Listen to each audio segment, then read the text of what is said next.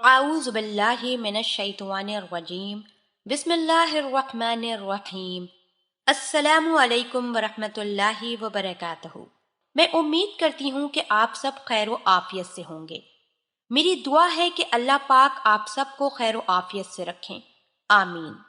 دھڑکنیں احساس سے چلتی ہیں، احسانات سے نہیں چلتی، اس لیے جس سے جب تک رشتہ رکھیں احساس کا رکھیں، نہ کہ احسانات کا رکھیں۔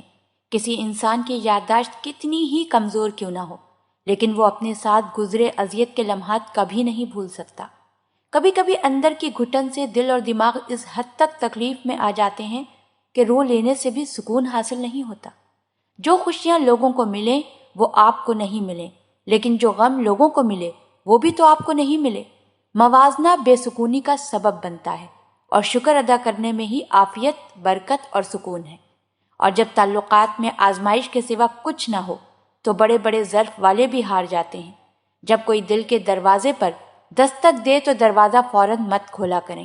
کچھ لوگوں کی عادتیں بچوں جیسی ہوتی ہیں، دستک دے کر بھاگ جاتے ہیں۔ کسی کو اپنے جذبوں کا رازدار بنانے سے پہلے سوچ لیں کہ جب راز دل کی سرحدوں کو پار کر کے دوسرے کی سماعت شریک بن جائیں تو کئی بار اپنی حرکت کھو دیتے ہیں۔ نہ جانے سننے والے کا ظرف بلند ہو یا نہیں کہ وہ آپ کے جذبوں کی قیمت کو جان سکے۔ ساتھ دینے والوں کا طریقہ واردات یہ ہے کہ وقت پڑنے پر وہ ناراض ہو جاتے ہیں۔ کبھی کبھی انسان ایک نامعلوم سی کیفیت کا شکار ہو جاتا ہے۔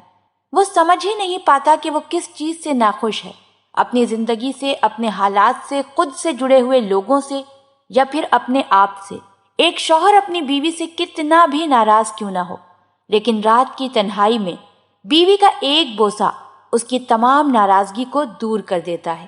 اللہ پاک ہم سب کو دین کی سمجھ عطا فرمائے اور اس کے مطابق زندگی بسر کرنے کی توفیق عطا فرمائے، آمین۔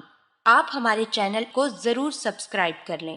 سبسکرائب کے ساتھ ساتھ ہماری ویڈیو کو لائک بھی کر دیں۔ اللہ پاک آپ سب کو اپنے حفظ و امان میں رکھے۔